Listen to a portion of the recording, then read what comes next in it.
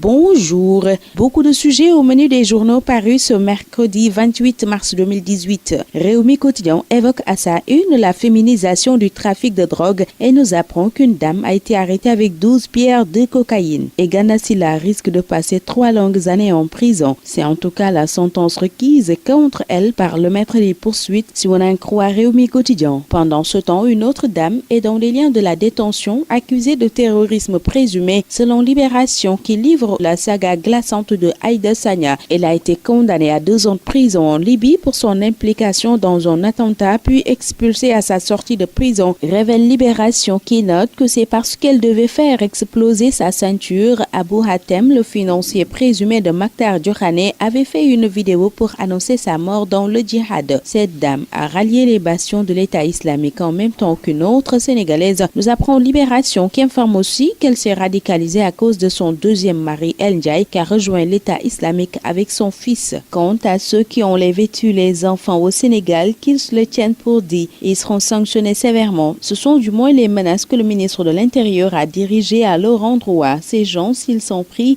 c'est directement les assises, promet Aly Ngouille Ndiaye qui a fait face à la presse hier, aux côtés du ministre de la Bonne Gouvernance et de la Protection de l'Enfance. La ministre sort enfin de son silence soupir enquête qui revient sur la conférence de presse tenue conjointement par le ministre de l'Intérieur et celle en charge de la petite enfance. Ce journal livre les mesures fortes annoncées par Aly Ngouille Ndiaye qu'on retrouve dans l'As où il signale que seuls 3 cas d'enlèvement sont avérés et dans Source A l'on nous apprend que Ndeye Ramatoulaye Gueye Diop retire les enfants de la rue ce matin. Aly Ngouille Ndiaye lui interpelle 1000 personnes. Ce quotidien parle par conséquent de réactions musclées du gouvernement contre les ennemis de la sécurité. La compagnie sucrière sénégalaise n'est plus en sécurité. Elle est même au bord de la fermeture si on en croit Walf Quotidien qui évoque la mévente, la fraude douanière, le trafic de DIPA entre autres. Le journal du Front de Terre signale 85 000 tonnes stockées à Richard Toll et les syndicalistes qui sont en ordre de bataille. Un lobby politico-affairiste est mis à l'index d'après ce journal. Le journal de Madiambal Diagne qui va plus loin barre à sa une. La CSS tourne vers l'arrêt. Ce journal fait état de plus de 12 000 tonnes de contrebande supplémentaires sur le marché et avec 80 000 tonnes d'invendus, la boîte est sous la perfusion de Mimran selon le quotidien. Plusieurs quotidiens reviennent sur la démission fracassante du magistrat Dème et Réumi Quotidien rebondit sur le sujet évoquant la quête permanente d'indépendance de cette justice qui est un pouvoir dérivé selon l'analyste de ce journal. Réumi Quotidien livre aussi la menace de Cissé Lo à l'endroit du juge Dème. Ce que mijote cet ex-procureur, c'est Source A qui nous en parle. Ibrahima va, selon les sources de ce journal, s'adresser prochainement aux Sénégalais et Sénégalaises d'après toujours l'entourage du magistrat démissionnaire actuellement à Thiès et qui va, sauf dernier report, animer une conférence de presse d'ici à vendredi. Ibrahima Dème, n'étant plus soumis à l'obligation de réserve, entend maintenant ergoter sur tous les sujets qui touchent au vécu quotidien des Sénégalais. Des proches de sa famille confient également à Source A ce que le magistrat démissionnaire compte faire pour pouvoir gagner honnêtement sa vie. Et dans l'Observateur, le magistrat Hamidou Dème n'exclut pas de s'engager en politique. Souleymane Teliko, président de l'UMS, réagissant à ce départ de Dème, le qualifie de grosse perte pour la magistrature. Enquête se penche justement sur les relations entre les magistrats et l'exécutif et détecte un malaise si profond. Les Échos, pour sa part, livrent les frustrations du magistrat et les réjouissances de la hiérarchie, revenant sur cette démission d'Ibrahima Hamidou Dème. Totalement écarté, confiné dans un petit bureau, le poste qu'il convoitait à l'ONU a été la déception de trop. Si on en croit ce quotidien où l'on retrouve Souleymane Teliko, il soutient que l'UMS n'a pas été saisi et qu'il n'y a pas eu de sanctions à son encontre. Dans l'As, c'est Abdoul Mbaye qui clash Macky et Massata Diack. L'ancien premier ministre évoque le bilan de l'alternance, la présidentielle et l'affaire Lamine Diack. Mohamed Boun Abdallah Dionne, lui, sera demain à l'Assemblée nationale pour des questions d'actualité et le PM est entre attente et boycott selon l'Observateur qui donne la parole à El Hadji Issa Sall, député du PUR qui soutient que le parrainage risque de mettre le pays à feu et à sang et promet qu'ils ne l'accepteront pas. Les accords de pêche, le gaz et le pétrole, le vol et les meurtres d'enfants, autant de questions sérieuses à affronter, note le journal du groupe Futur Média. Dans le journal Vox Populi, on nous apprend qu'Aliou Cissé tient 19 de ses 23 lions pour le mondial. Parlons justement des Lions qui ont fait un match nul et vierge hier contre la Bosnie. Les Lions encore hésitants, note par conséquent Stade le quotidien du sport. Les Lions n'y arrivent pas, tranche nette, record, le journal des sportifs où prend fin ce tour des journaux.